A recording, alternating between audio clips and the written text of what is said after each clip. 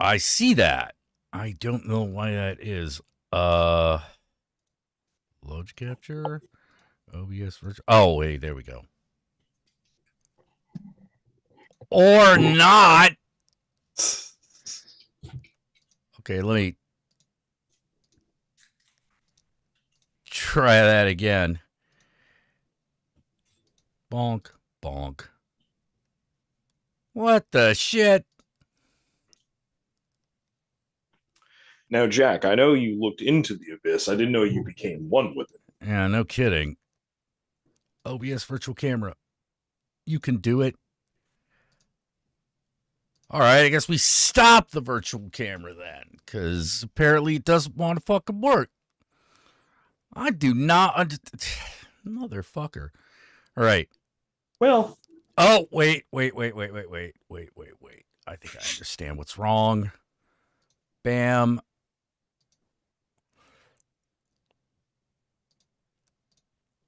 Okay, you're probably gonna have to look at yourself for a little bit.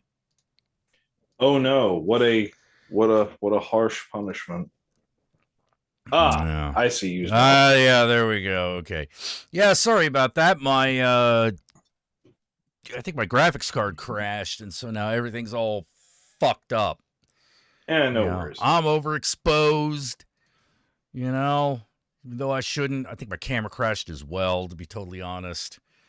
Motherfuckers. Anyway, we're talking about. Oh, yeah. Yeah, so but yeah, so to me, that's what Ben is. That's what the whole interaction is. And like how to put it, also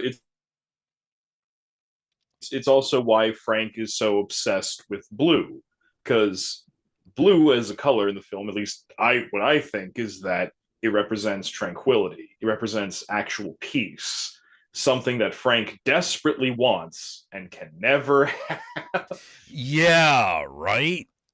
Mm-hmm. You know? That's why I don't know how else to put it.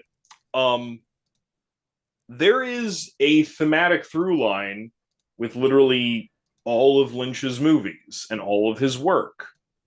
And it's most plainly pointed out in uh in Twin Peaks when Hawk tells Dale Cooper the story of the Black and White Lodge, where he goes like, yeah, in my people's beliefs, there's the White Lodge. It is the place where the spirits that rule nature and man dwell in perfect harmony and peace. But then there is a shadow self, the Right. Black Lodge. Every spirit must pass through the Black Lodge on its way to perfection. But when you try to go, there is your own shadow self that is there, the dweller on the threshold, and he will try to block you. And if you face the lodge with imperfect courage, it will annihilate your soul. That whole concept exists in all of his fucking movies. That's true. What I was gonna say is, you're on the threshold in a David Lynch movie when you're in a room and someone is either dancing or singing an old song to you, an Mm-hmm. old-timey song. And you can hear the music, whether it's coming from nowhere or a speaker. When you can hear the music, it's bad. Yeah, shit's going down. Also, I just love Jack Nance in that movie. Just, I'm Paul.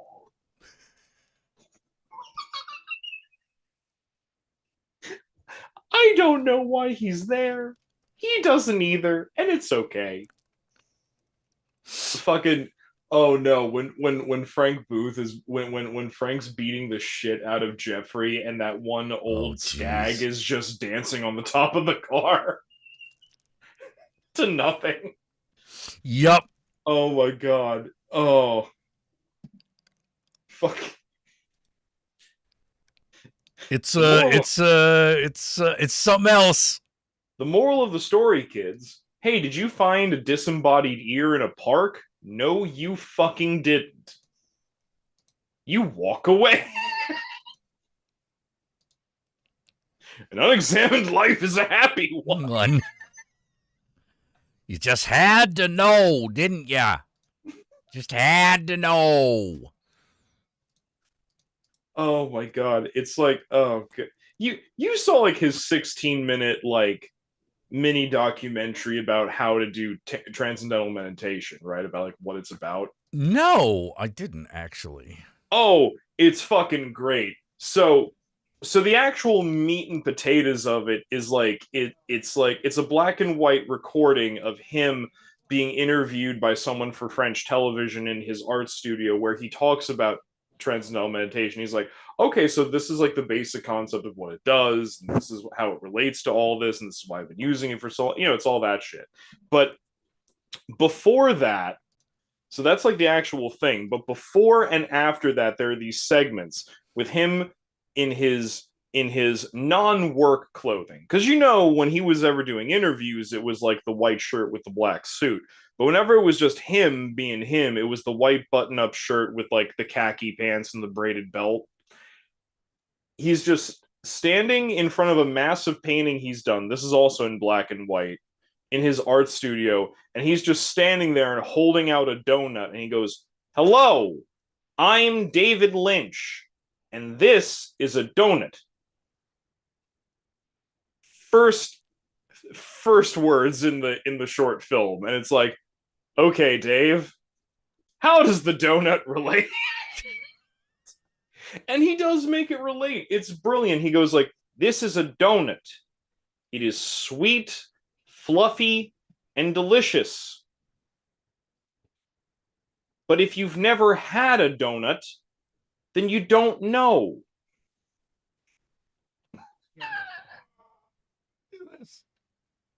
Reach. Thank you. But if you've never had a donut, then you don't know. You miss out on that sweetness. Much like how, if you've never tried transcendental meditation, you are potentially missing on the true sweetness, the nectar that is the sweetness of life, transcendental bliss. And that's even sweeter than this donut. It's like, as okay. As Maharishi says, those who don't know, but those who know, they enjoy.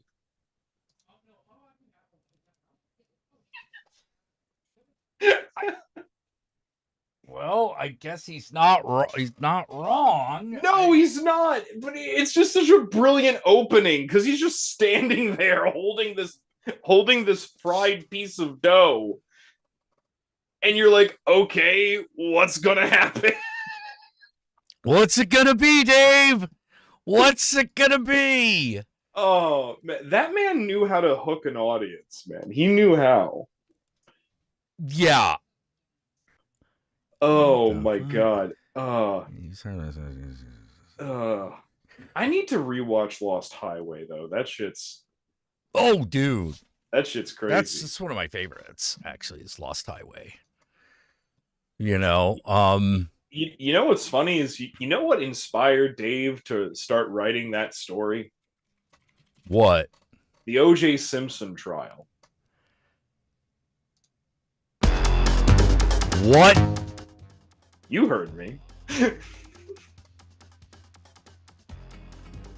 Okay, I kind of see the connective tissue.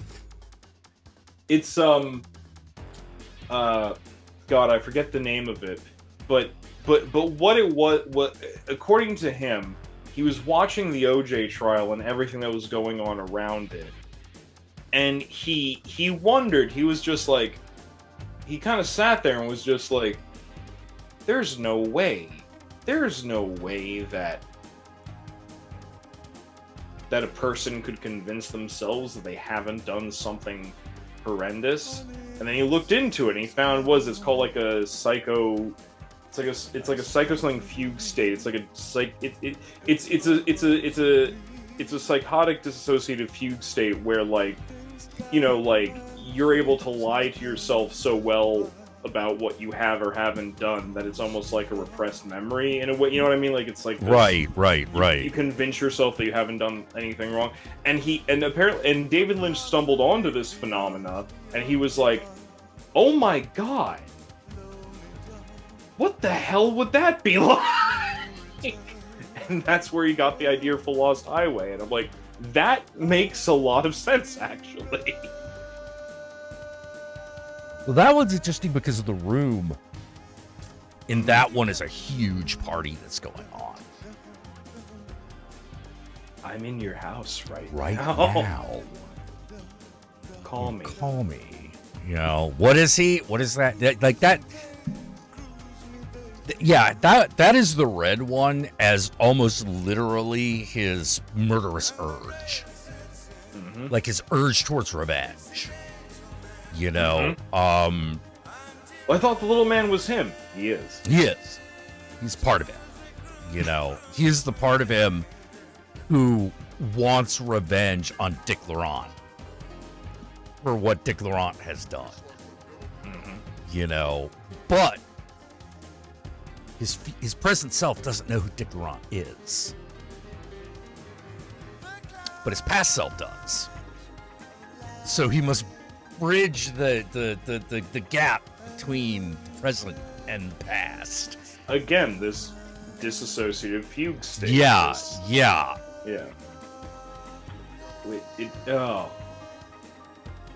Which, yeah, no. Now when you really think about it, like, can you imagine, like, piecing together a lie that you told yourself? That would be crazy. I think the only other movie I've seen that's done that is Memento. Yes. You know, and, like, I think Lost Highway is the better movie. Oh, it is. Don't get me wrong, Memento's fun. Memento's good. Memento's great. Right. Actually, Memento's great. It's just one of the problems I have with the Nolan. One of the issues I have with the Nolan is that he touches upon the imaginary space, but then his movies are extremely logical. And I feel like that's what makes him interesting, but at the same time, that's where he kind of loses me. You know, it's like, nah, man, I kind of want to stay in that liminal space for a little bit. You know, yes. Because in, for example, Inception, we're not in that. We are technically in the liminal space the entire time, but in doing so, it kind of ceases to be the liminal space. Yes. And it's just shit that's happening. You know, and don't get me wrong, it's really well done, but that's where I feel like the missing part of the meal. You know, it's sort of like, well, this is good, but I really think that there's a missing ingredient.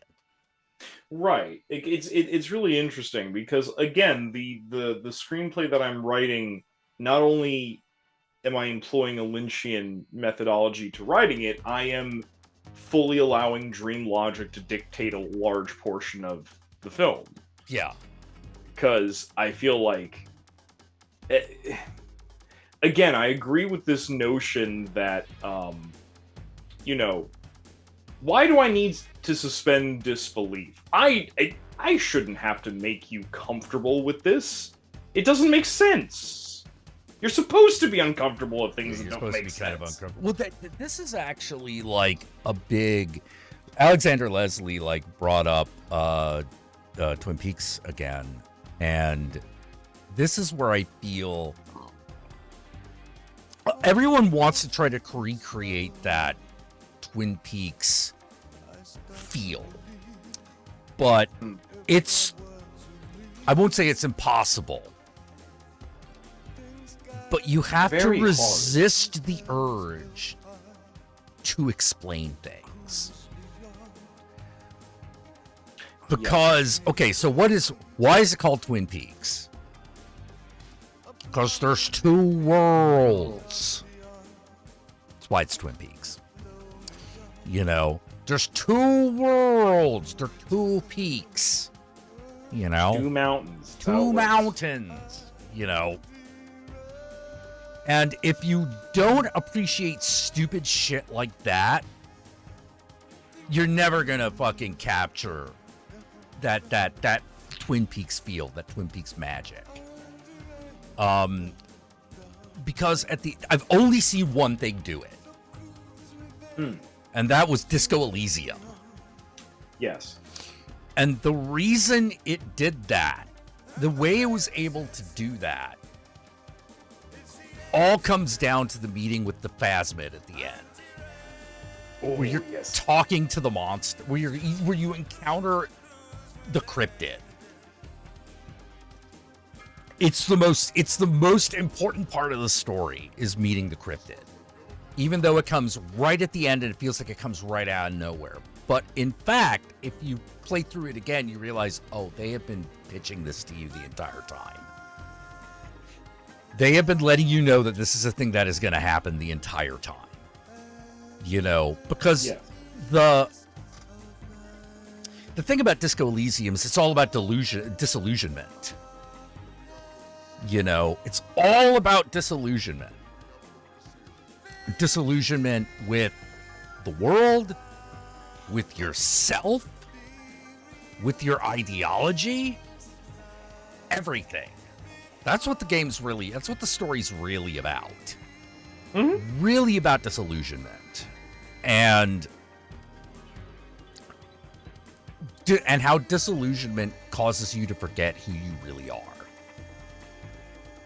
Because you don't know who you really are until the epilogue. They don't tell you. There is an answer. There is an answer to who this guy is. You know, and they tell it to you, but not until after you've gone through this insane journey. You know, which I actually thought was really clever. And then also just the beautiful like fractured nonlinear storytelling ability is fabulous. It really because is. time is literally fractured in that world. Exactly. Oh, here's something. Here's something. In Lost Highway, have you ever noticed the tattoo on Bill Pullman's right hand? Not particularly, no.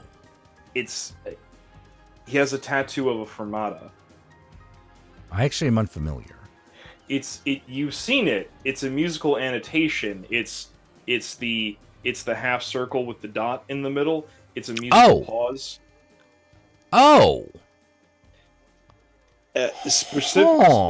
Specifically, when it's used in sheet music, the fermata is when it's a musical pause. So it's when like a note is the dictation. What that literally means is hold this note like it's a pause. Like hold the note itself for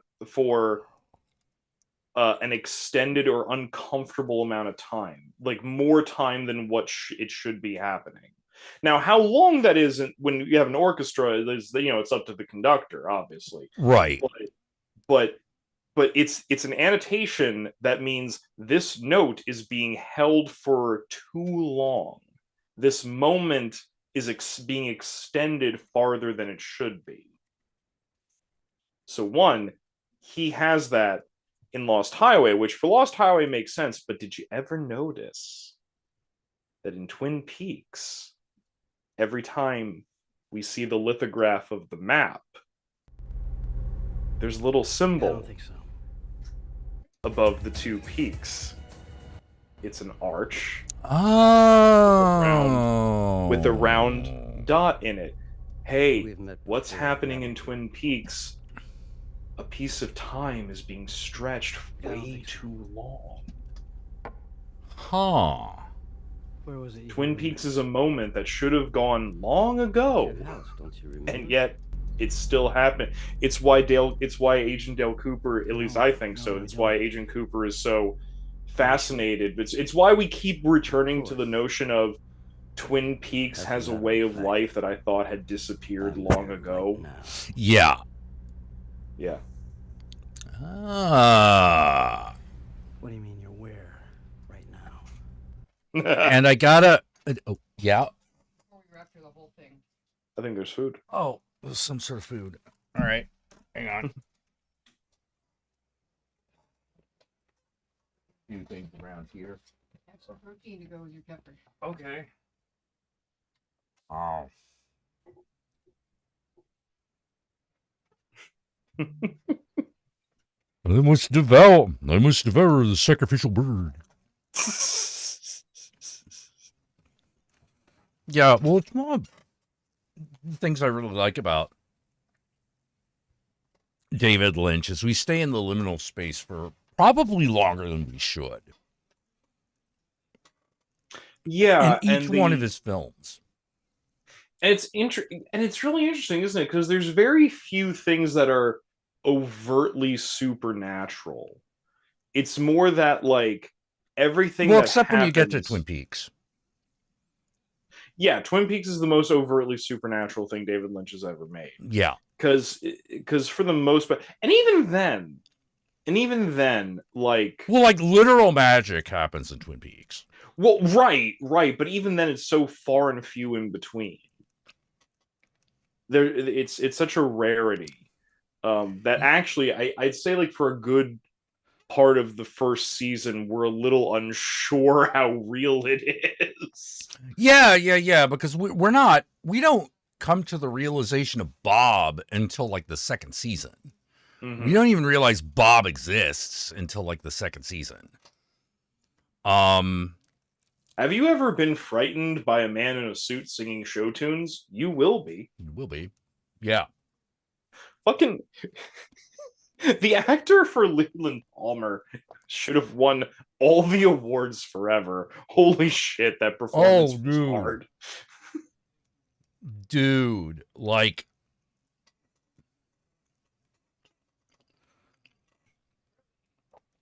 yeah, you were possessed of an evil spirit and raped and killed your own daughter. Dude. An evil spirit, by the way, that is born out of the Trinity test. And we feel so bad for Lee. Yeah, we do. We do. Because you're like, oh, it wasn't his problem. It wasn't really his fault. His problem was that he was weak. As a child. Because Bob first came to him when he was 8 years old. Mm-hmm. So he was a scared little boy. Mm-hmm. Like the difference, well, it's like what the difference between like Leland Palmer and Dale Cooper is that even though Dale Cooper had imperfect courage, he's still a strong man. Yes. A lot of moral conviction, that Dale. Mm-hmm. You know, I really wish David Bowie had been alive to be in the third season. Yeah, same. You know. Oh, Mersey dotes and dozy dotes, the lambsy ivy. Yeah. It'd have been so great. It was so great to see like fucking David Duchovny again in that role. Yes. You know. Oh my god, fucking and I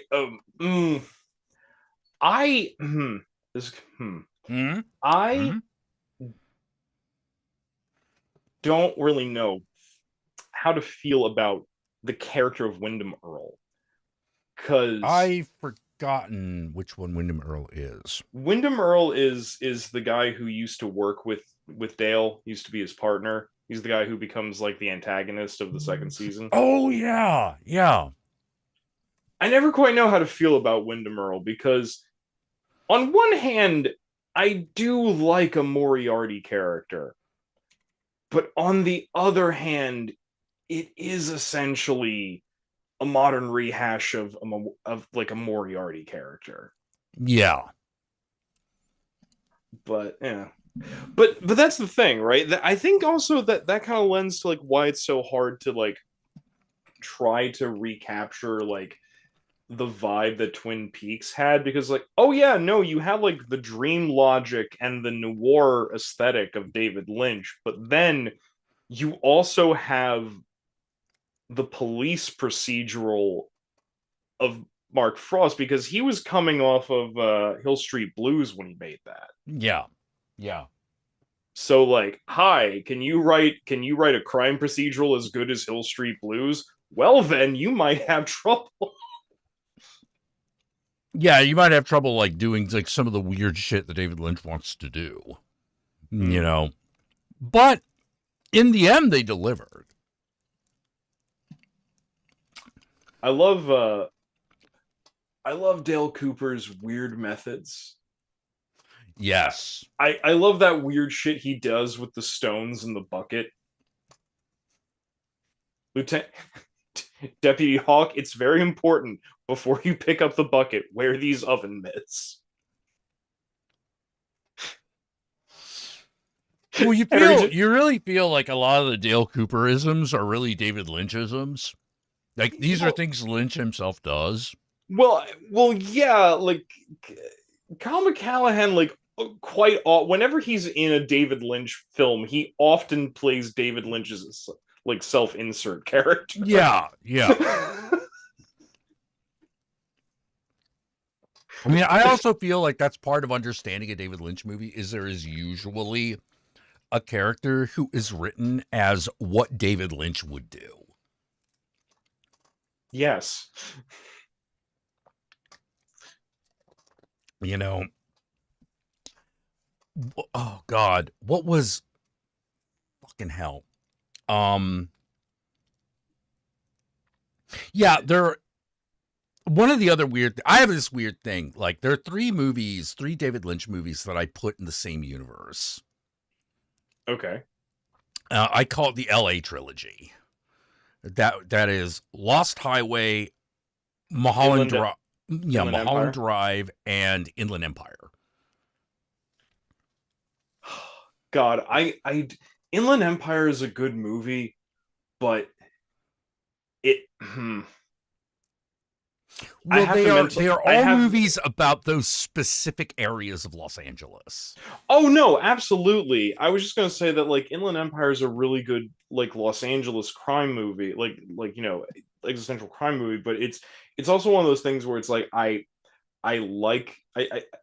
enjoy Inland Empire, but I have to mentally prep myself to watch it because of the style in which it was filmed. It's really weird. It's a sit. Yeah, you know? It's like, all right, I'm gonna make this movie and I'm gonna make a shot on Shitio. But it's digital Shitio. Yeah, but it's still got that video quality to it, and you're like, what? He won an Oscar for this. Yeah. You know, it's one of those like, okay, well, I mean, I'm not saying he doesn't deserve it, but what? You know, it like you eventually get used to it, but like for like the first like maybe 20 minutes, it's a bit of a whoa. but yeah, like no, like that Mulholland Drive. Yeah, no, this works.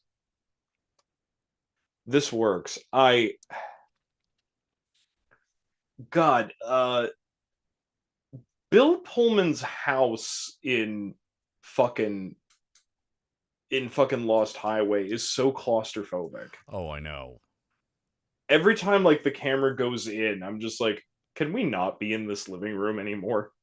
Can we please not be here? It looks like death lurks down that hallway. What the fuck are you doing? It's like, if anyone hasn't seen Lost Highway, let me put it to you this way.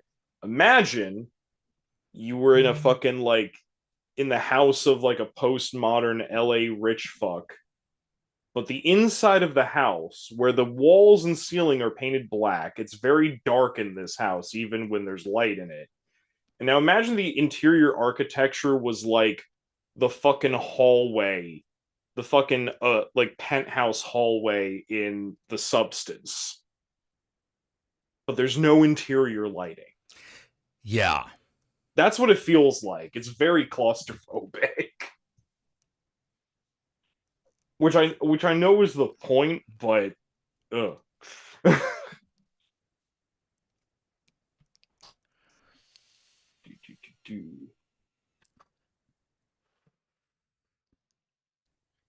Why and did watch my music video brain Wizards go like David Lynch pizza order? I don't know. Only you can answer that question. Only you can answer that question. But do you even want the Do answer? you want the answer? Dare you stare into it with imperfect courage? You know? Oh man. And another thing on like in his films that I absolutely adore is I love the notion that like, oh, were you either too tired, too lazy, or too ignorant to do the work? Well, you're going to go insane.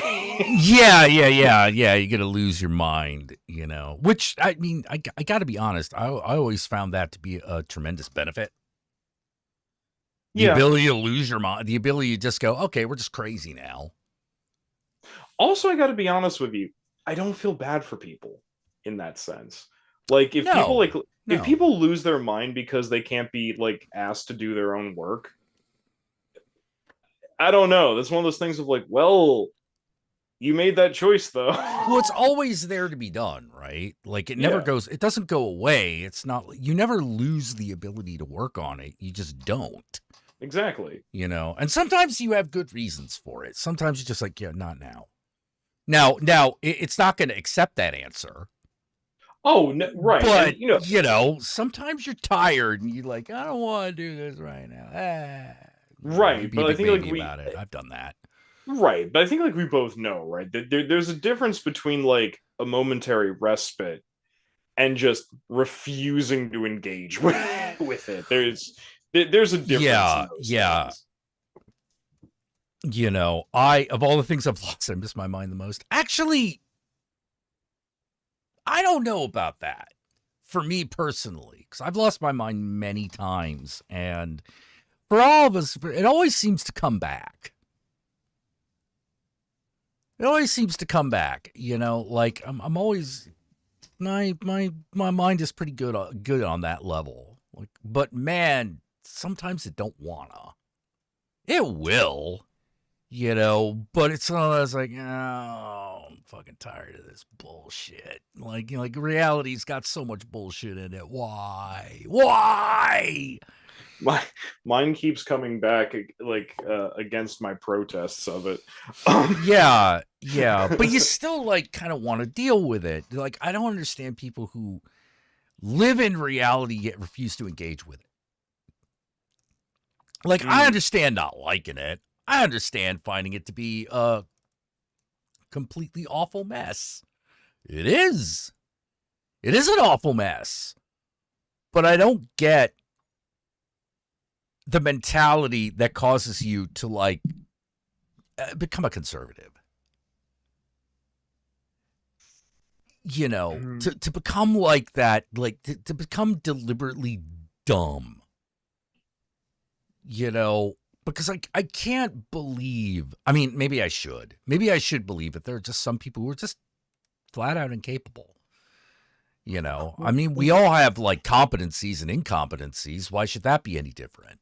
I really I was talking actually about this subject to somebody the other day, and I really want these people to be the subjects of a very in-depth psychological study. And I mean that. I Yeah. truly mean that because I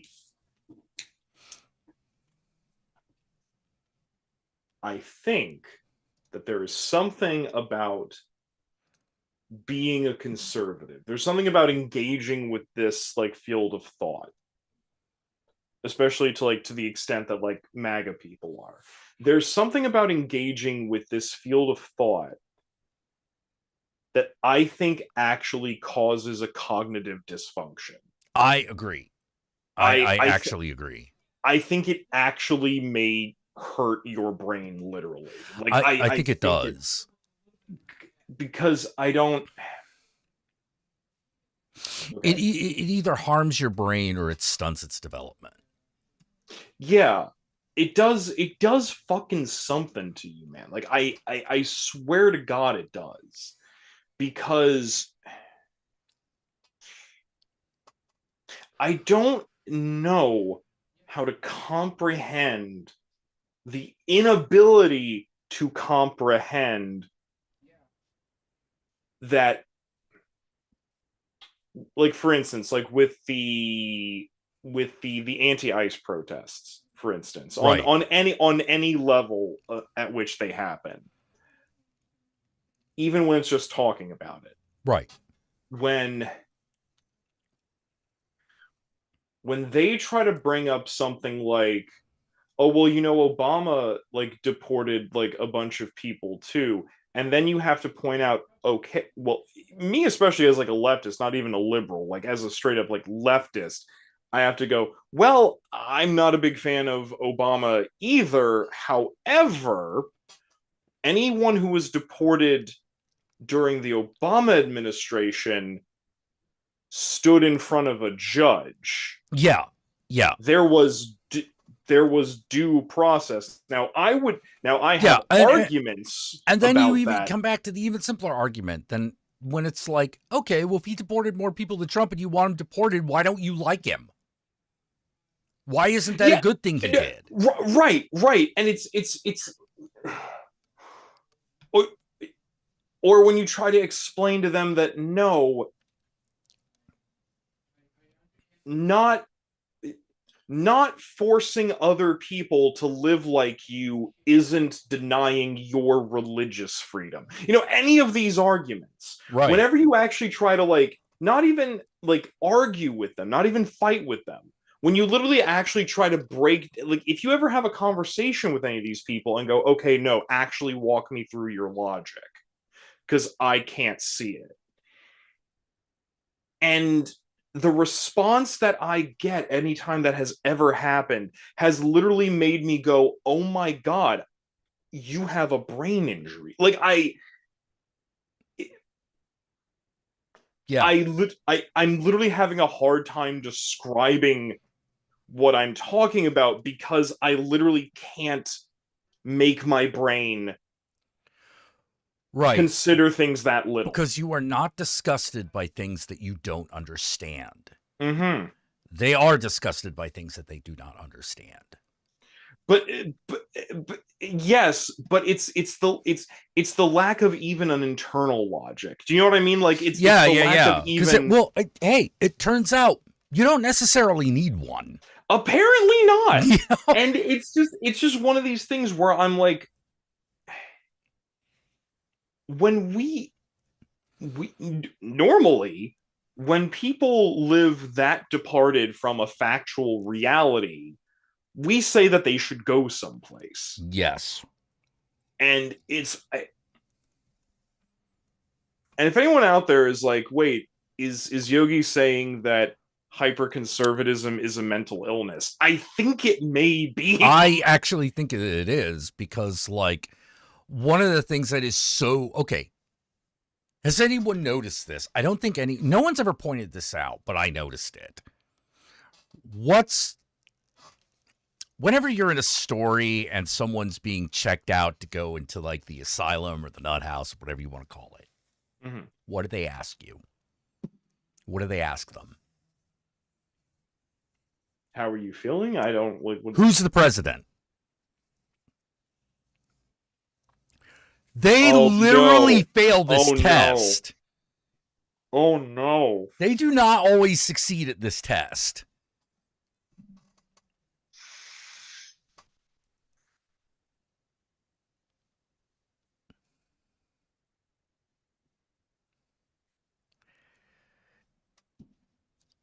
There are people out there that they walk among us who refused to admit that Biden was the president for 4 years.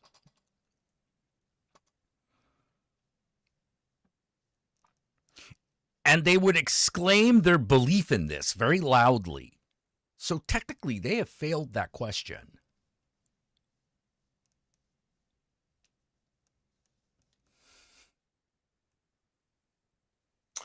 I huh. Yeah. Huh. I also think it's a mental illness in a lot of other ways, because I think that the one thing that we do know is that they are very, very, very repulsed by things that they do not understand. Like, they're not curious, they're repulsed. Now, this may keep them physically safe, but it creates a lot of potential emotional danger. Mhm. Because what is the hardest thing to understand? Your own inability to understand things. Well, I was going to put it more succinctly as yourself. Hmm. And don't they seem to just be lacking in that?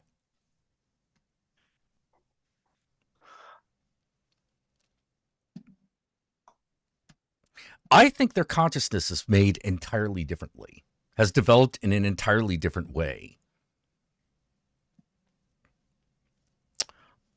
And I think that the inability to confirm reality for themselves is part of it.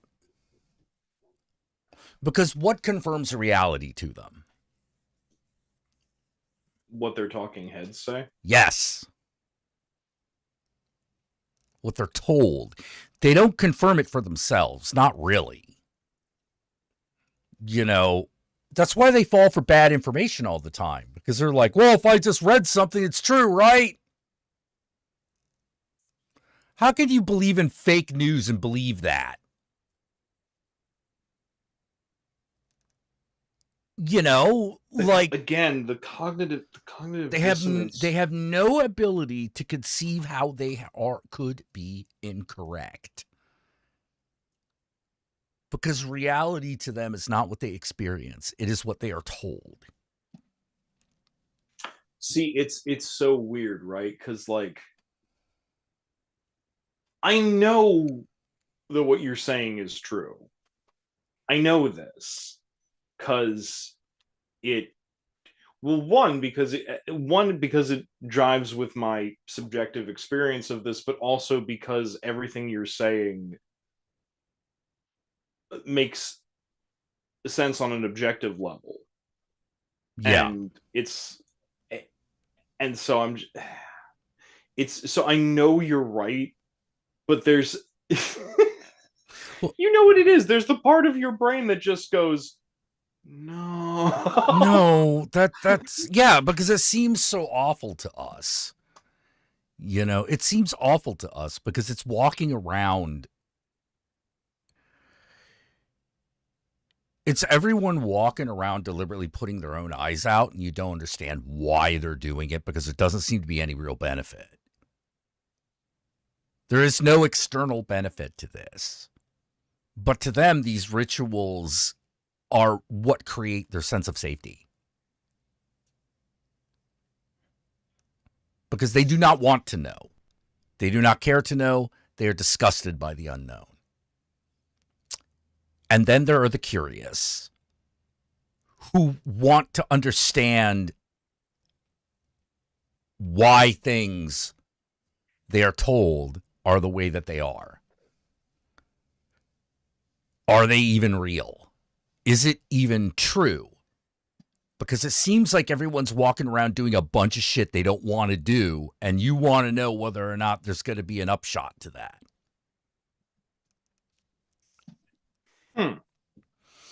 You know, Mastodon's like, to be fair, I don't acknowledge Trump as a leader or anything, a squatter in the White House. Yeah, but if push comes to shove, if someone asks you who's the president, you'd be like, yeah, it's Donald Trump. I don't like it. I don't agree with it, but you will acknowledge that reality. Well, yeah, because if we don't acknowledge the reality, there's nothing we can do. Yeah. A lot of them won't acknowledge reality. They wouldn't acknowledge the reality of Joe Biden in the White House.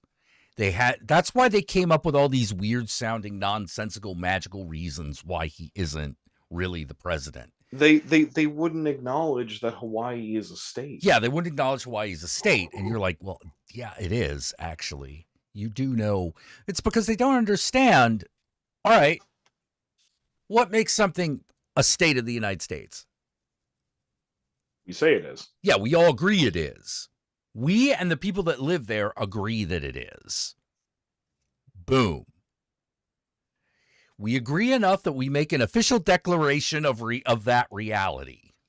That's what makes a state. There's a whole process to do that. We give them senators and everything. Yep.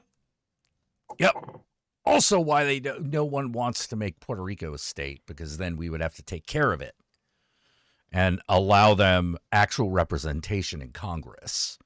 Well, also and call them citizens. Same thing with Guam and the Virgin Islands. Yeah, but Guam and the Virgin Islands don't have the population that Puerto Rico does.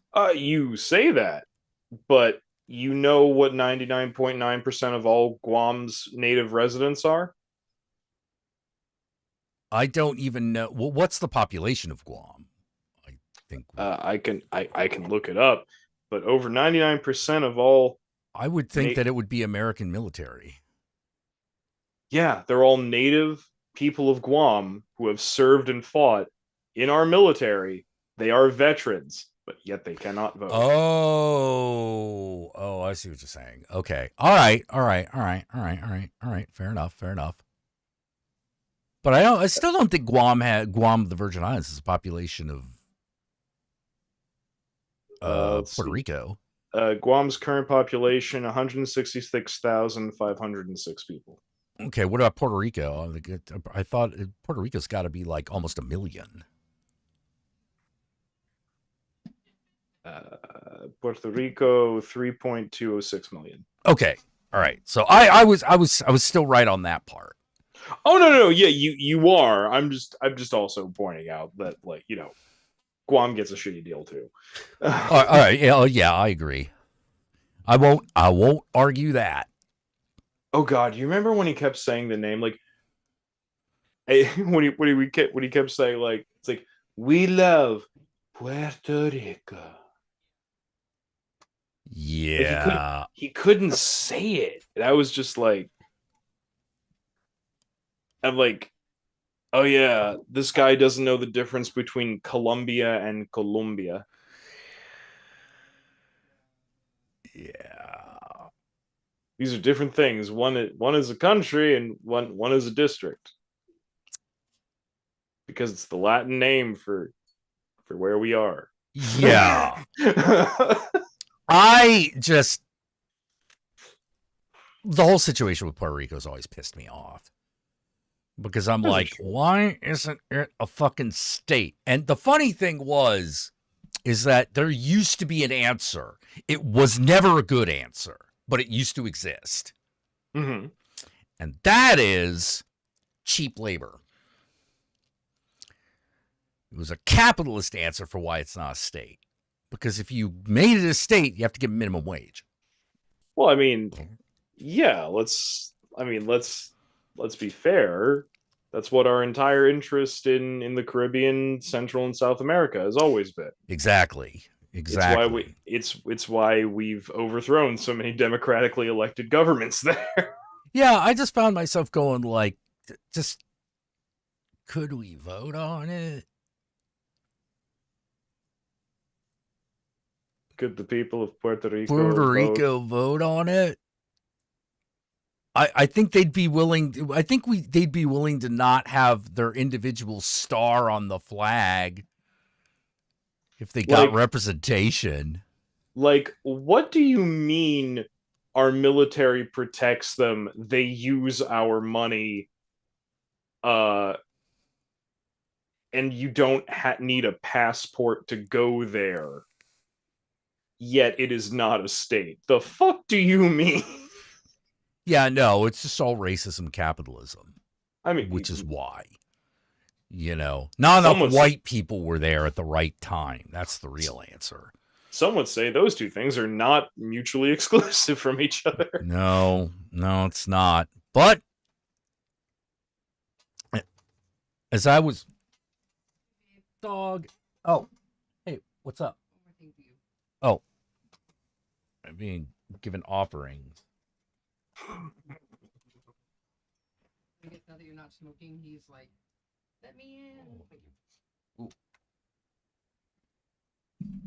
I got corn. Huzzah. I got corn in a bowl. Uh, Ooh.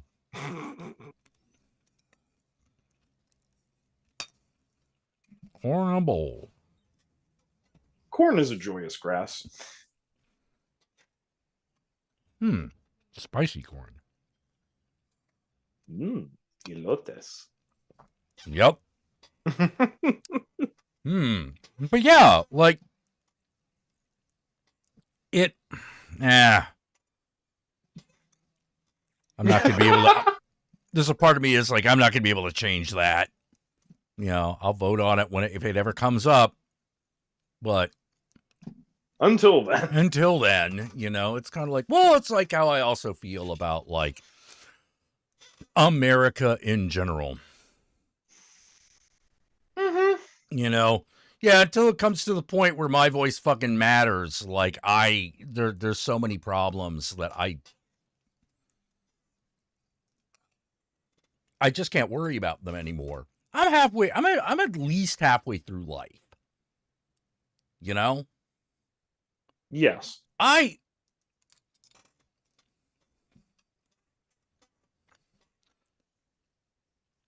don't understand old people who just watch Fox News. I'll get it. This is like, what do you care? Shouldn't you be caring about other things? I don't mean like your immortal soul. I just mean like anything else. Anything else. You know, there used to be a time. There used to be a time that the old people who religiously watched Fox News would at least have the decency to finish watching the news, then fall asleep watching Jag, and not bother anybody. You know exactly what I'm talking about, because no one under the age of 60 ever saw that. God. And if you're in the audience right now going, what the fuck is Jag? God bless your heart, you're too young for this. Man. No, it just... No, I'm just complaining about people. I'm complaining about people that keep my life from being exactly what I want it to be, or to what I want to determine it to be. Yes. Because I gotta tell you, I'm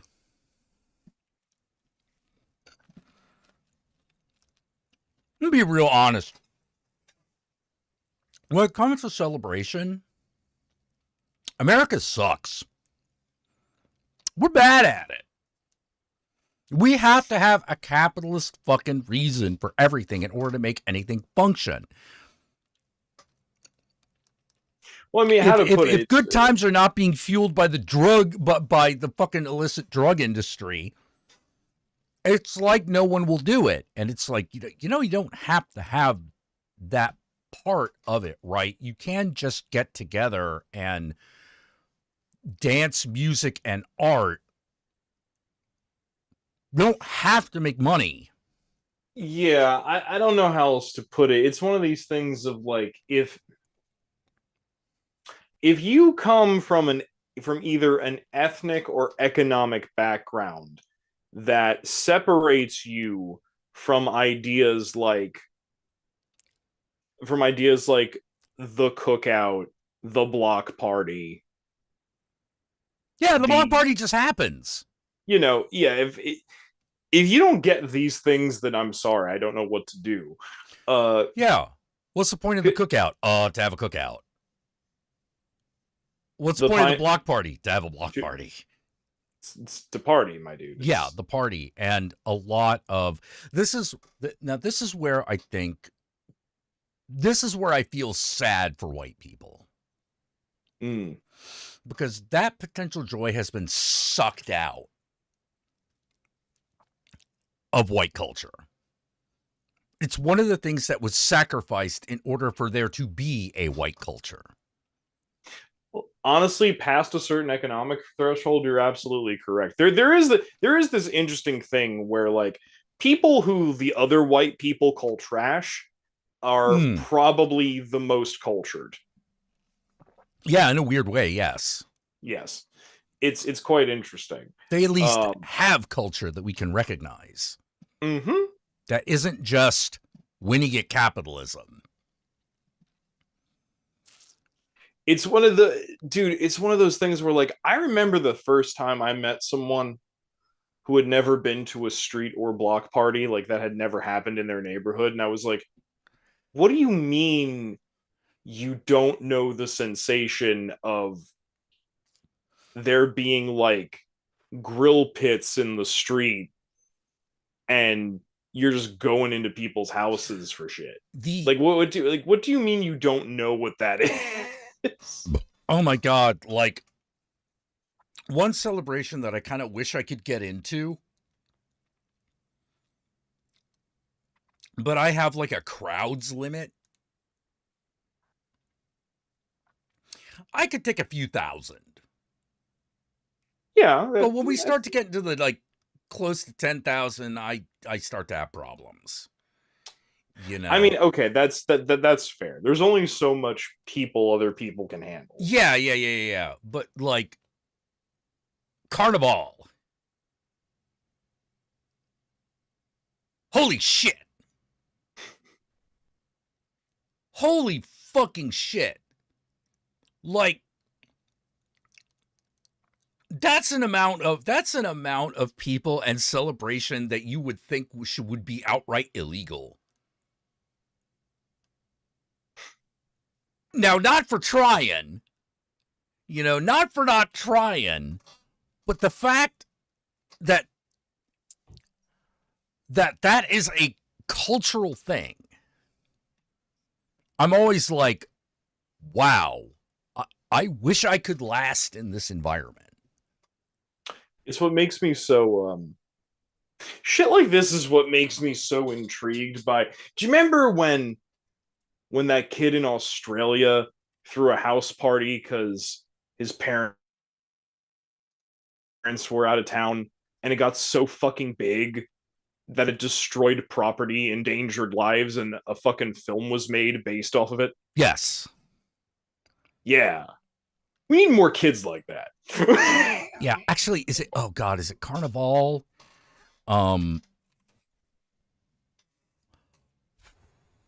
Fuck, it just happened. Oh, yeah. Yeah, Carnival San Francisco. It's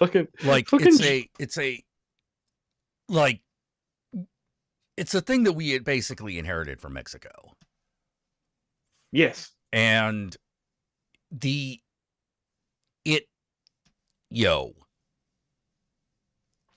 all I'm saying is that there are a lot of people born 9 months later.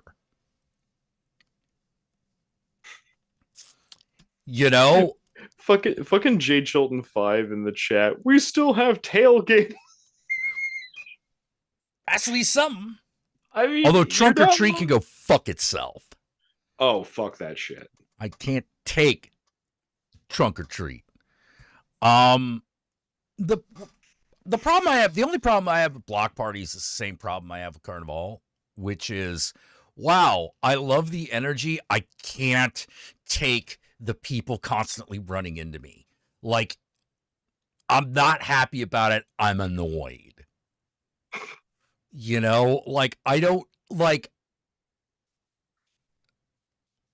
I'm not high enough for this. You put me in a warehouse with a couple of thousand people all on drugs, I do great. You put me outside with 10,000 people, there aren't enough drugs in the world. I don't even feel comfortable getting high at Pride itself. Oh, now, Jack, to be fair, you don't know if there's not enough drugs in the world. You haven't done all of them. I haven't done all of them, but I've when I do tons of drugs, I want to talk to the face of God. I want to meet the dweller on the threshold. I want to have a concept with the spirit of the city. These are not social things. I like social things. I love orgies. Even if I choose not to have sex with anybody, I love them. See, personally, I love going to New York Pride with a head full of sativa. Because if I just have sativa, that's one thing. If I've got a whole fucking head full of sativa, if I'm like off my tits on it, I get very it's if I have like a lot of like sativa marijuana, it has like the effect of like it almost has like a milder form of the effects of ecstasy. Oh, okay. Yeah, so me slipping through a crowd of people in a tank top where you can still totally see my nipples through the straps. Actually, you know what? It's Now that I think about it, I might be full of shit. in what way? Some of the highest I've ever been has been at Burning Man. You see, it's about the perception of the vibe with you. That's what it is. You're probably right. You're probably right. Because that's the thing, right? Like that what that communicates to me is that the crowd and the hubbub is not the problem. It's how do you view the vibe of this? What is your perception of it, and what's your perception of yourself in this space? I feel that that's the thing that's. I think you're right. Because like you put me somewhere where it's like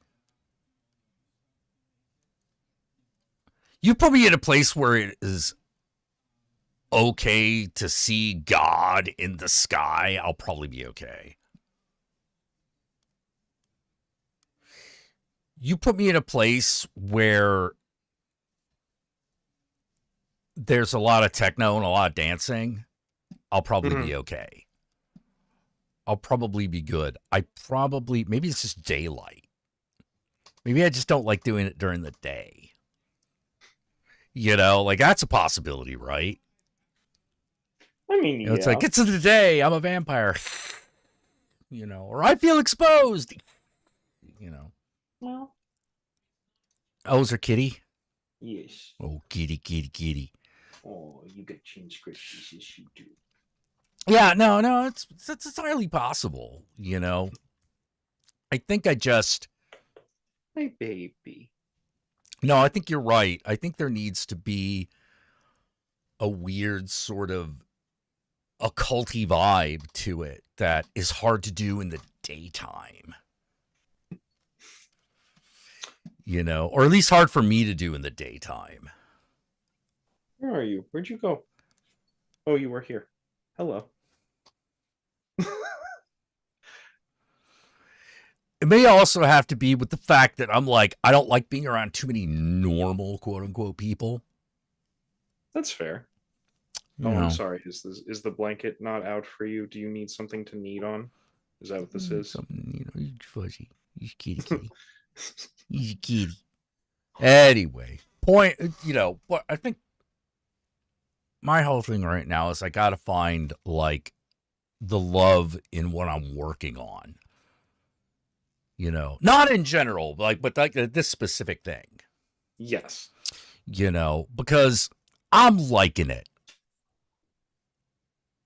Yeah. I'm not willing to like walk up to it sight unseen and be like, hey, want to dance? You want to dance, or do you want to go straight for the blowjob in the bathroom? You know? Your little purpers. Oh, I can't hear it, but like, oh, but I believe it's there. Hi. All right, take care, Jay Tilton. Oh man, no, Yeah. no. I'm on to something there. I got on to something. Because I'm like, I got really okay. So one of the things about Babylon is I got really, really obsessed with this one character, named Letitia Borgia. Mm.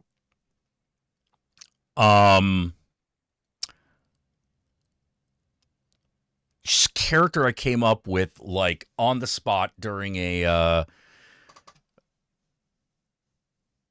playtest session. And for some reason, she refuses to leave my mind. I think that's because you're supposed to do something with her. I am. I'm annoyed. I'm annoyed at myself for one reason. Okay. So I had a lot of people do art of this character, and no one was getting it. No one was getting it. When I should have just had Shadow Mist do it from the beginning. Shadow Mist is the guy who's done the majority of the artwork so far. And I should have just had him do it from the get-go because he got it. He got it, and I didn't feel...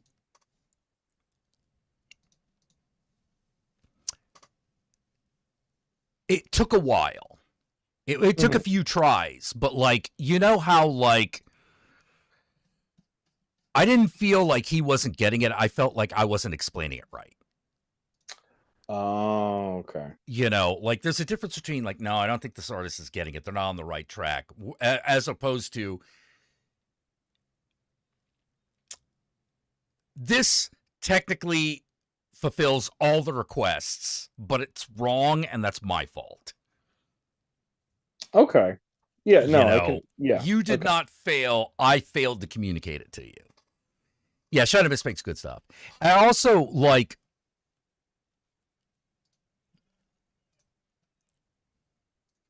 It's also kind of nice to go to say to an artist, now make your tits bigger. And have there be no argument. Or even like discomfort.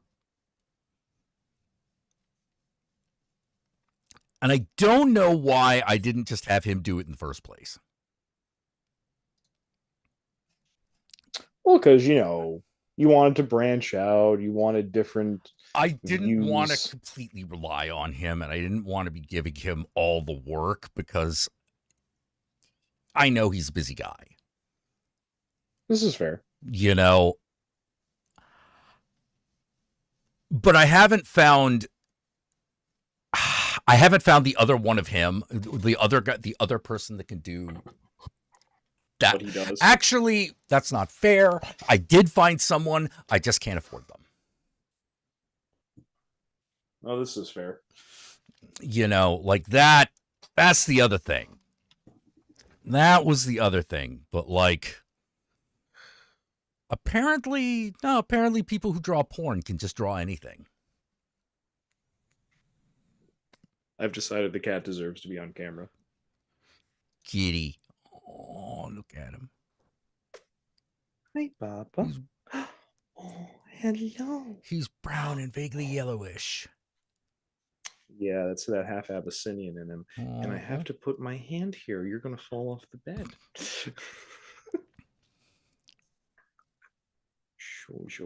I filled them out as best as I could, but she can't handle the girth. See, that's the kind of stinking thinking that keeps boobs from being big enough. You know, you gotta get rid of that. Jack, you're a madman. These physics can't work. Fuck you. It's art. It's a drawing. It's a drawing. It's art. Stop it. We're not here for that. You know. Man. But yeah. I need to chase that shit down. I know. Who's It's it- Apollo the Fuzzy and he's kitty. Who's Yeah. the defender of the realm? Are you the defender of the realm? He said, Yes, I you am are. defender of the realm. Grrr. What's that over there? I'm gonna. I don't know what I was doing. I scratched my own ear with my foot. Time to. Oh, something on my foot. Something on my foot. Yeah, something on my foot. Oh, wait. No. Now I am on the foot, and it has disappeared. Now he's on my foot and trying to figure it out. Conundrum. It's my little- Oh. Yeah, a lot of Japanese artists are really good and they make porn. You know, it's one of those odd things. Like, I think it's because of, like, if you draw porn, you're just willing to go there. You're just willing to draw whatever, This is very true. you know? Also, I'm sorry, everyone. Until he decides to move, this is going to be the view from now on because I can't reach the camera and not disturb him. And I'm sorry, I love him more than I love all of you.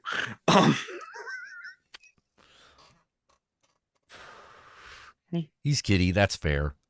Yes. Oh, Oh, God. hello. I'm thinking, like, maybe I should end the stream, but then we wouldn't be looking at the cat anymore. And the internet is fueled by cats. I know. I know.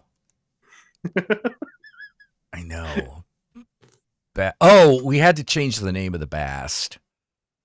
Oh, did you? Yeah, we did, because, like, White Wolf has a claim on that. Oh, You know, but now they're called the Mao, the Chinese word for dad. the Chinese word for cat. Yeah, they are cat spirits that have somehow managed to turn kind of human, or are they cats that have learned magic? No one knows. We're not sure. No one quite knows. No one is quite sure.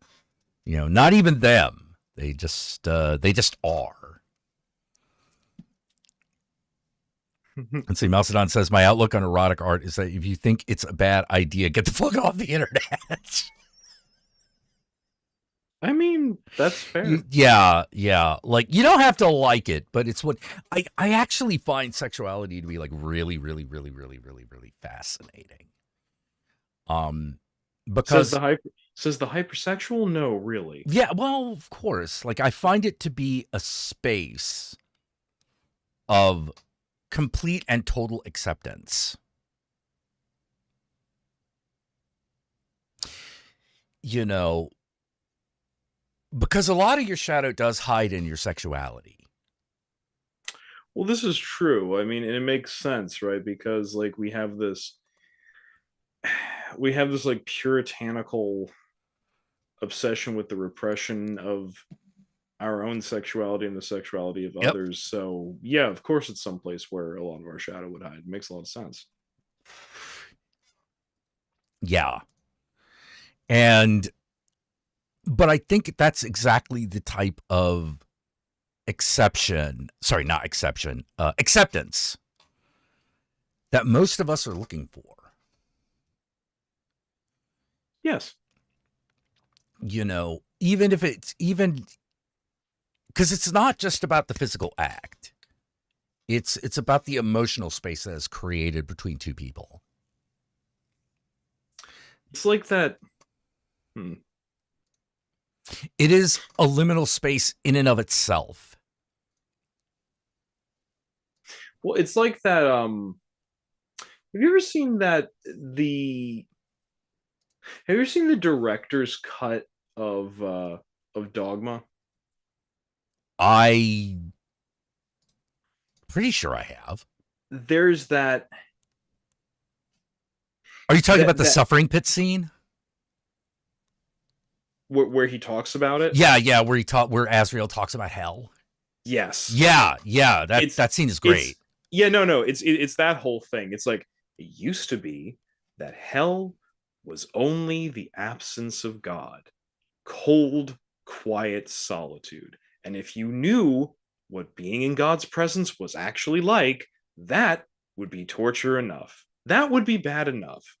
But then the first of your kind got there. Yeah.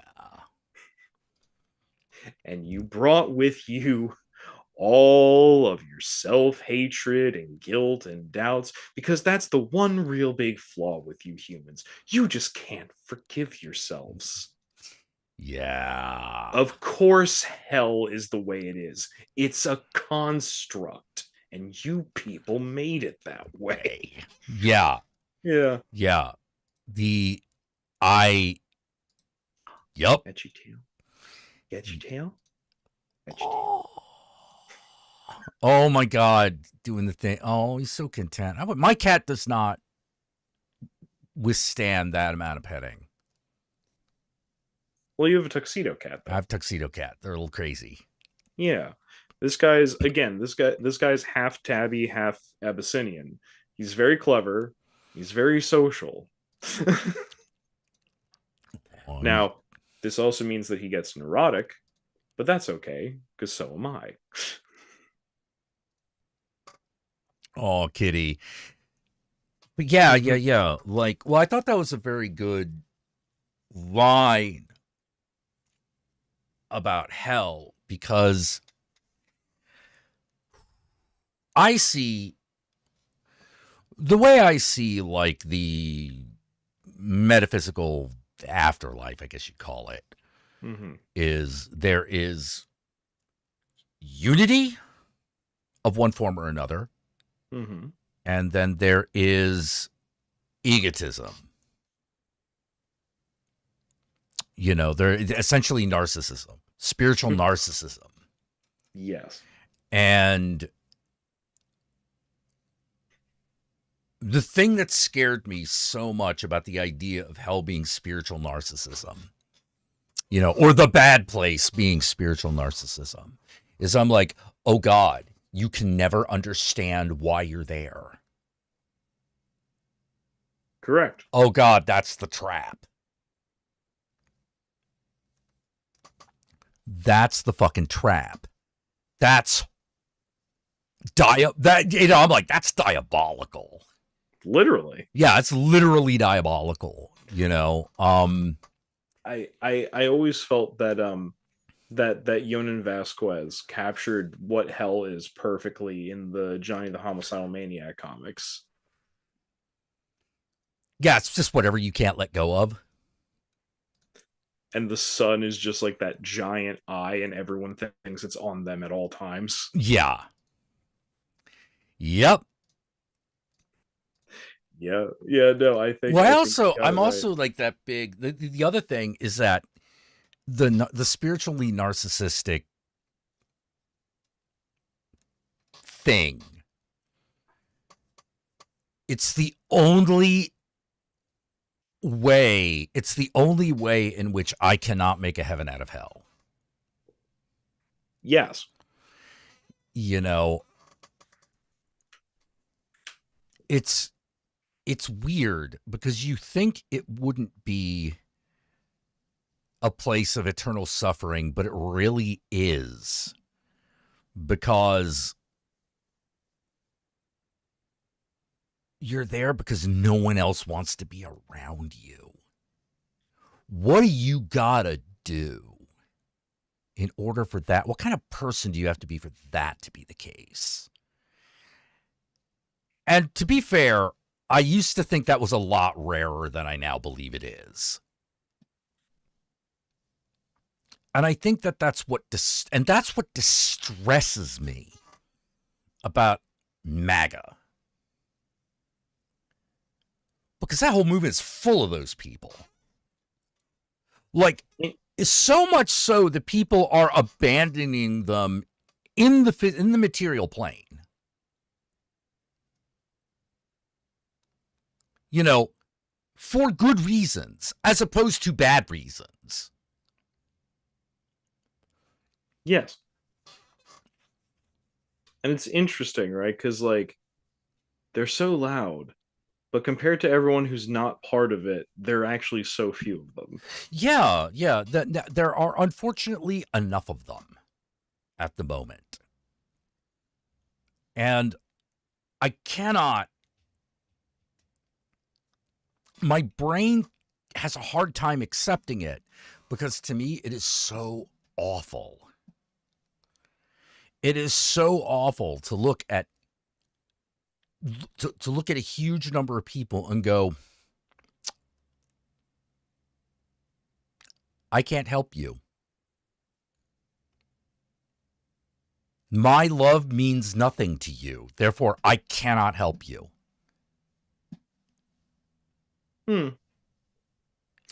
Well, you know, that's oddly okay. It's okay for there to be people who you can't do that for. Though I will say that the most important thing is, now everyone knows the whole golden rule thing is like, do unto others as you would have them do unto you. But I think what a lot of people miss is the other side of that is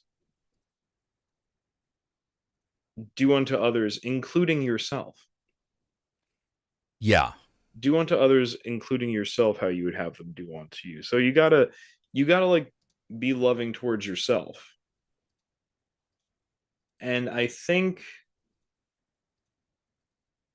I don't know, maybe I'm just like bizarrely optimistic about it, but I just happen to believe from my own experiences that if you focus on loving and caring for yourself and loving and caring for the people around you who you can, everything else just kind of falls into that place.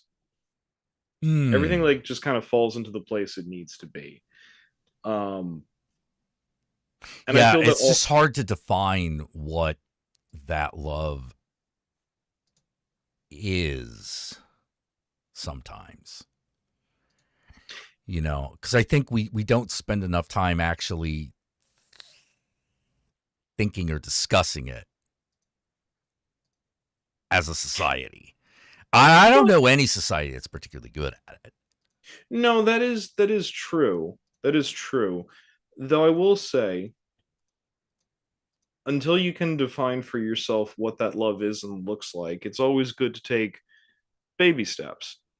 For instance, one of my favorites that I wish everybody would do is every day give yourself a present. It doesn't have to be big. It doesn't have to be big. It could be taking a nap in your favorite chair. It could be, buying yourself something small like a new manual or something, or it could be as simple as, like, again, nap in your favorite chair or having a really good cup of coffee. But every day, do something like that for yourself. Give yourself a gift every day. It's a small place to start, but I think it's a pretty good one. Because you can get really creative with it, right? Like, for instance, you could say, I'm going to give myself the gift of a good wake up tomorrow by going to bed at a reasonable time for when I want to wake up. Oh, I see. Okay. You see what I mean? You can get kind of creative with it, but it's kind of interesting to be in the moment of like receiving the thing that you're giving yourself and kind of going through the notion of like, like, even it's more of a subconscious thought than an active thought, but there is a subconscious thought of like, past me thought I was good enough to have this. That's awesome. Oh, interesting. Okay. Yeah. There's a lot of like little layers to it. Right. But yeah, that's my recommendation to everybody. Get yourself a gift every day. Hi, I'm sorry. Did I interrupt your cleaning? I'm sorry. Oh, look at the kitty. Let's give ourselves the gift of looking at the kitty. There you go. Look at the kitty. Oh, he's so adorable. Huh. You have fans. Mousedon says that's the most Fred Rogers advice I have heard in a long time. I'm flattered to even partially be compared to that man. Yeah, yeah. I know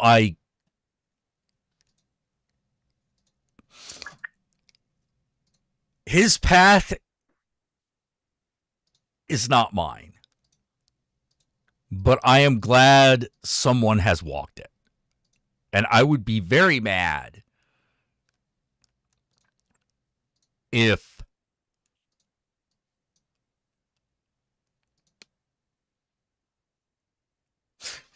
I'm a little protective of Mr. Rogers.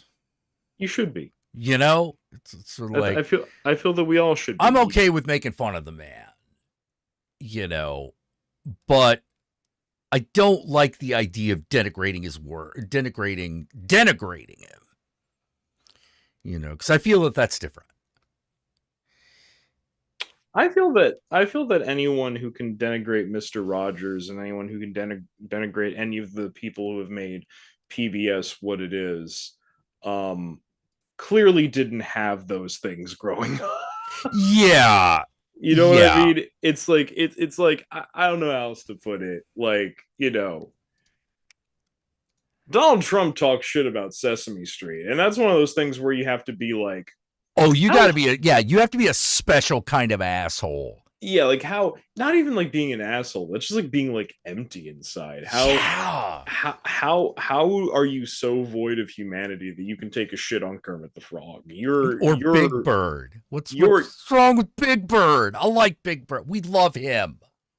It takes the most broken of a person to do something like that. Oh yeah, yeah. Like, it actually does, you know. And I don't consider like parodies of Sesame Street to count as denigration. I think you could make fun of anything, but there is like a point of like legitimate denigration. Yeah. There's a point that you can reach where you're just like, well, you're just being a hateful piece of shit. Fuck you.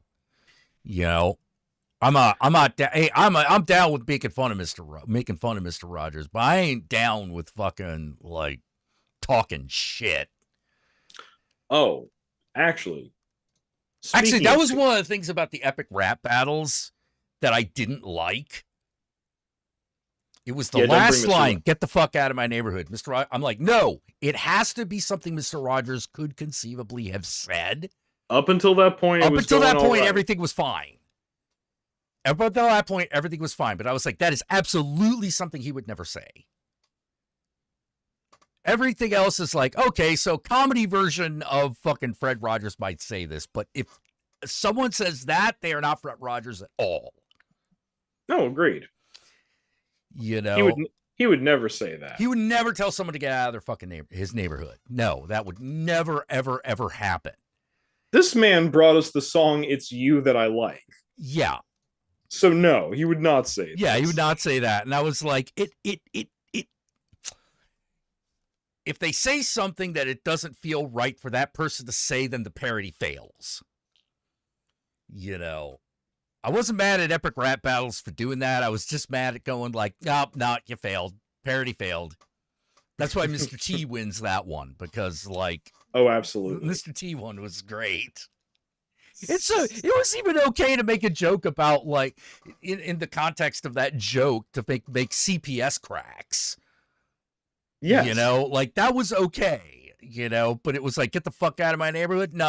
Mr. Rogers would never say that. That's horse shit. You need to come up with a better way of ending it. Mm-hmm. But you know what's interesting? Speaking of like PBS adjacent things, here's a thought. Mm-hmm. We all accept the Muppets as real. Right, we all do. You mean like the minute that we turn the program on, we're like, yeah, Kermit's a real person.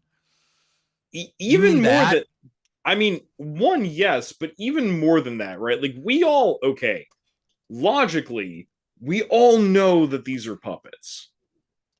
We know this, right? But when I refer to Kermit the Frog as a puppet, there's a part of your brain that twinges when I say that. Yeah, because Kermit the Frog is a particular character. There are certain things about him. I mean, you know about the time that you you know about what happened with between Kermit and Danny Trejo, right? I've seen a lot of bits with Kermit and Danny Trejo, so you're gonna have to be more specific. Okay, so you know how like Danny Trejo is like in one of the Muppets properties, like he's Oh yeah, yeah. okay. So when that was happening, when they were making that movie, was when Danny Trejo's mother had passed away, Oh, I didn't know that. and he had just gotten back to Los Angeles from I think her funeral. Oh man. And he was, I don't know how else to put it, he was being Danny Trejo about it, you know, like he was trying to like have a lot of machismo about it and not really let it like get to him. He was trying to like push all that down and dedicate the thing. And Kermit the Frog comes up to Danny on set and goes, "Hey Danny, I just want you to know, I heard about your mom. I'm really sorry for your loss, Danny. Just know that I'm always here if you need me." And Danny Trejo hugged Kermit the Frog and broke down crying on set. Oh. Now, here's the thing. I say that, we all get that warm, fuzzy feeling picturing that. If that was any other puppet, we'd be horrified. It'd be yeah. But no, that okay. So that's what you mean by like Kermit. We agree that the Muppets are real. Yeah, we all agree that the Muppets are like real. We all know that they're not, but we all agree that they are. Like, we don't think it's odd that half of the Muppets cast have Twitter accounts. Right. We don't think this is odd.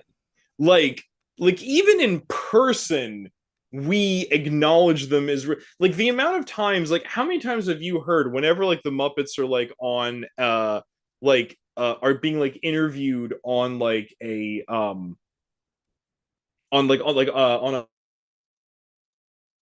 a talk show or something?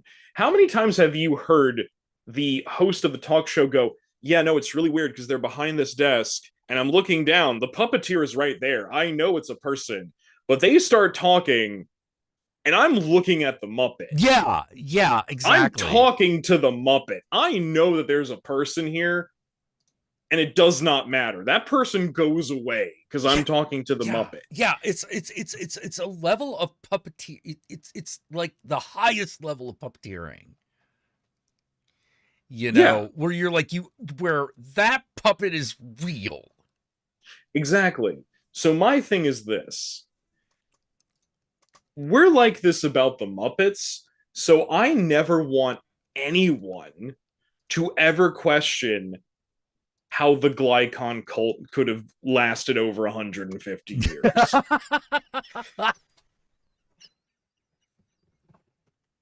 We're doing that shit now. Yeah.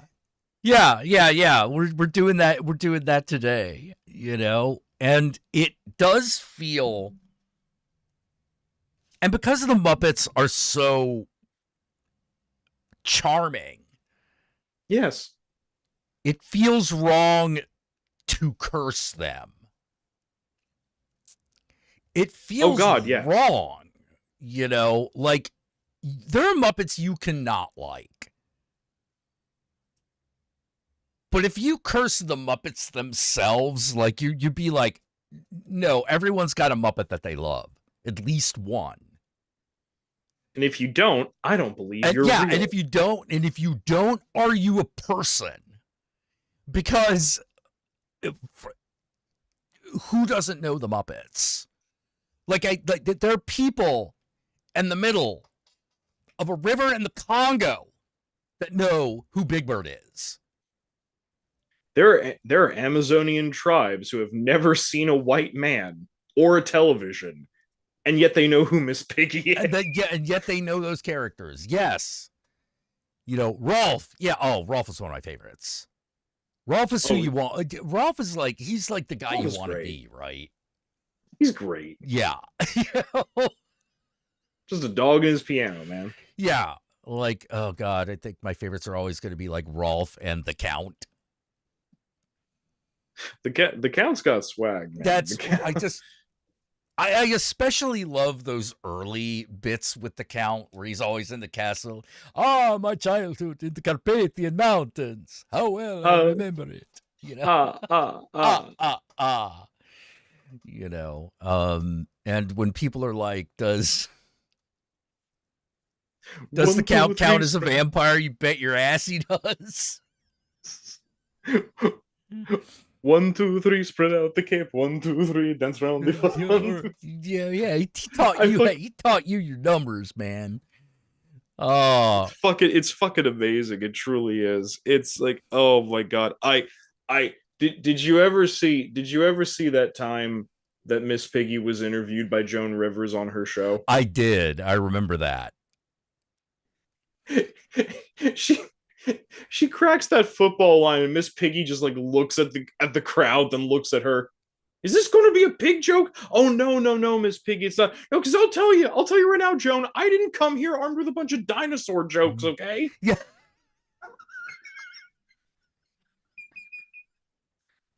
Oh God, Miss Piggy could keep up with Joan Rivers. That's amazing. Yeah. Well, that's a magic of Frank Oz for you, baby. Oh God, what was the one I was thinking of?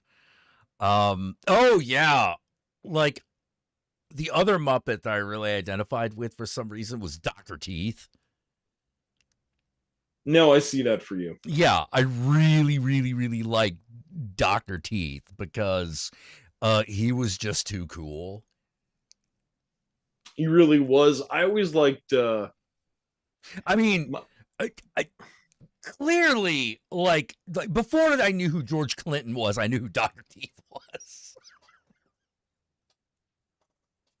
Yeah, actually, yeah, you would. Yeah, as you know, and you're like, but you look at Dr. Teeth, then you look at George Clinton, and you're like, oh wait a minute, he was totally inspired by this. Dr. Teeth was totally inspired by George Clinton. Parliament Funkadelic is all over Dr. Teeth's Electric Mayhem. It's all over the place. Yeah, and there's just something great about that scene in The Great Muppet Caper where they're in the double-decker bus and the Electric Mayhem is playing in the bus. Yeah. Oh, give me that good time. Oh, give me my good friends. Yeah, give me that nightlife. Yeah. I just love Miss Piggy driving that motorcycle. Heck, you wanted excitement. You want excitement, you know. Do they have to play the music that loud? Oh, it's okay. They don't mind. You know. Hey, everybody, take a look. It's Kermit and his new flame. I think my favorites were always. I think my 3 top favorites were always, and I think it's very stereotypical, honestly, were always Kermit, Miss Piggy, and Gonzo. These were my 3 favorites. Oh, I love Gonzo. The 3 parts of my psyche are Kermit the Frog, Miss Piggy, and the Great Gonzo. I love, well, one of the things that's so, like, cool about Kermit is, he's always the one who's earnest. Yes. He's always the earnest one. You know, he just wants the show to go on. He just wants the show to keep happening. You know, it's his whole deal. He just wants the show to happen. Well, he's the stage man. Well, yeah, not stage man. He's the director. He's the owner of the club. He's the owner of the theater and the director of the show. It's it's what he does. And I love that bit with them in the desert in the original Muppet movie. You know, where he's doubting himself and the other Kermit shows up and it's like, but they all followed me. No, they didn't. They followed the dream. You know. Hey, how did you guys find us? Oh, well, you left this script behind. It says, Act 3, Desert. We knew you where you'd be. And that's what happens if you take enough acid, kids. Yes. Yes. You ever had that happen where, like, two acid parties just kind of collided with each other? Yes. You know, It's either going to be the best time or the worst time. yeah, exactly. It's either gonna work. Well, it either works or it doesn't, right? Like if it works, it's gonna be great. If it doesn't work, yeah, party's over. But when it works, it's really wonderful. Like we had two guys who that would regularly happen with. Like they were part of another group. Mm-hmm. And the connecting tissue between the two groups was me, the Countess, and our friend Seth. These two guys, one was named Michael Barrett, and the other was named Chris Waddle. And Chris Waddle was infamous because he was one of those guys who would always steal your lighter. He didn't mean to. He just used it and then put it in his pocket and walked off. So we had all of these little, so we had got a whole bunch of lighters once, and we made a whole bunch of stickers, and they all said, Chris Waddle, this is not your lighter. So that he would remember to give the lighter back, because there had been too many incidents where someone was like trying to light a joint or a bong and the lighter wouldn't be there. And this created a problem. I can just like imagine him back home. He just has like a shoebox full of random lighters. He did. He's like, I wonder where I keep getting these. Yeah, no, that's exactly how it was. That's exactly how it was. That's amazing. You know, it did get to the point where it's like, Chris Waddle, I need a lighter. I don't know if I have one. You have one, Chris. You have one. I know, because it's in your shoe or something, but you fucking have one. I know because you stole mine. Isn't that how all lighters get stolen? Yes. Yeah, it is. Oh man. All right, I should probably go. Look at that kitty sleeping. I know. He's so. If it wouldn't freak him out, I could just like scoop him up like a little baby. I know. Oh, you're so precious. You're so precious. My local friends keep asking me, why are you not responding to things, and why aren't you coming out anymore? I'm just like, do you see this? Do you see this cat? Do you see this cat? If you don't, it's very funny. It's very funny. You know this as well as I do. Like, our friend John is a lifelong cat person. Yeah. John has heard me speak to this cat while on the phone, and John, a lifelong cat person, has gone, Yogi, you are actually spoiling your cat too much. To which my response is blasphemy. There's no such thing. Behold him. Praise to my son. He is the descendant of celestials, the killers of the plague rats of Egypt, the keepers of the secret knowledge, and the creepers of the unknown spaces. There's no wrong that this little boy could do. And his company is much more enriching than most human beings. Oh man, look at him with his little eyes. His eyes are open now. Yeah, he does this. Like, just pet me. Just with the petting. We don't need any of that other. It's very funny. He will for like 2 weeks, whenever he slept on the bed with me, I had to hold this foot. I had to hold like his left back foot in my hand for him to sleep. And if I tried to let go of it, he would immediately wake up and stare at me with such disdain.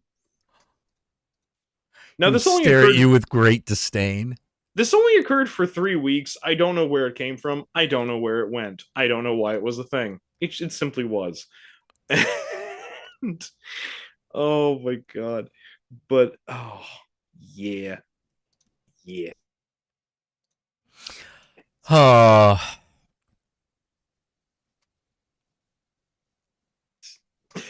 Well, okay. I should let you go. Yeah, no, I'm sorry. I'm getting distracted by my own cat on camera. Yeah.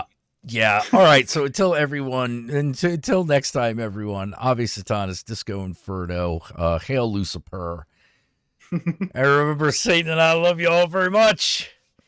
Until next time, which I think actually, yeah. Tomorrow there should be a show tomorrow. Huzzah! And I will see you all then. Y'all take care. Good night. Hail Satan.